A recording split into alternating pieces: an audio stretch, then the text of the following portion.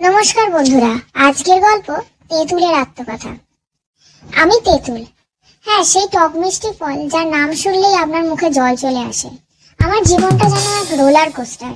ছোটবেলায় গাছের ডালে ঝুলে থাকা সেই সময়টা ছিল বেশ মজার। সবুজ থাকতে আমি ছিলাম একেবারে তেতো। আমার কাছে কেউ আসতো না, কিন্তু সময়ের সাথে সাথে আমি পরিণত হলাম। তখন আমার রূপ, রস, গন্ধ সবকিছুই বদলে গেল। হঠাৎ সবাই আমাকে ভালোবাসতে শুরু করলো। আমার টকটা নিয়ে অনেক কথা। লোকেরা বলে আমি নাকি মুখ বাঁকা করানো মাস্টার। ছোটবেলায় আমার দুষ্টুমিগুলো ছিল একটু আলাদা। যখন আমার গাছ থেকে পড়ার সময় হতো, আমি আশপাশের পাখিদের সাথে মজা করতাম। আর সবচেয়ে মজার ব্যাপার, মানুষ আমাকে খেতে শুরু করলো আর আমি তাদের টক মুখ দেখতাম। এ এক অনির্বচনীয় আনন্দ। কিন্তু শুধু টক ভাবলেই আমাকে পুরোপুরি চিনতে পারবেন না। আমি একটু মিষ্টিও, বিশেষ করে যখন রান্নায় ব্যবহার হয়। আমার কথা মনে পড়লে একে একে মাংসের ঝোল, চাটনি আর শরবত খাওয়ার কথা মনে পড়ে, তাই না? আমার টক মিষ্টি স্বাদ একেবারে বিখ্যাত। এমনকি দূরদেশেও মানুষও আমাকে চেনে। তবে আমার জীবন শুধু টক মিষ্টিতে সীমাবদ্ধ না। অনেকেই জানেন না আমি কিন্তু বেশ ঔষধীয়। পেটের সমস্যার সময় বা গরমের দিনে ঠান্ডা শরবতের মধ্যে আমি যেন এক চিকিৎসকের ভূমিকা থাকি। সুতরাং আমি শুধু স্বাদে না, স্বাস্থ্যেও সাহায্য করি। তেঁতুলের গল্প শেষ হতে পারে না। আমি আছি প্রতিটি বাঙালির জীবনে, বিশেষ করে তাদের রসনায়। আপনি যতই আমাকে এড়িয়ে চলার চেষ্টা করুন না কেন, আমি ঠিক কোনো না কোনো ভাবে ফিরে আসবো। কখনো টক চাটনিতে, কখনো শরবতের গ্লাসে, আর কখনো মিষ্টি মাংসের ঝোলে।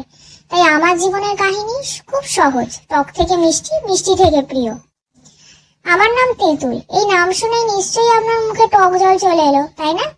আমি এমনই, যেখানেই যাই মুখে হাসি নেই, মুখে বাঁকা ভাব এনে দিতে পারি।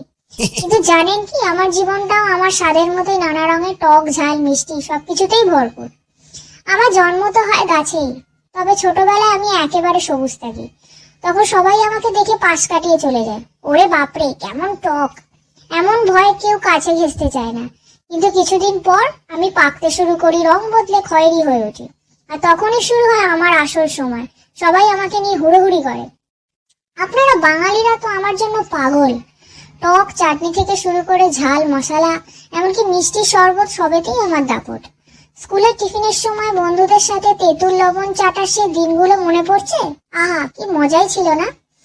আমার টক তো শুধু স্বাদের জন্যই বিখ্যাত না, আমি বিশেষ অভিনেতাও বটে। কখনো টক, কখনো মিষ্টি, আবার কখনো ঝাল রূপ ধারণ করে আপনাদের খাবারে জাদু তৈরি করি। আমার সম্পর্কে একটা মজার ব্যাপার বলি।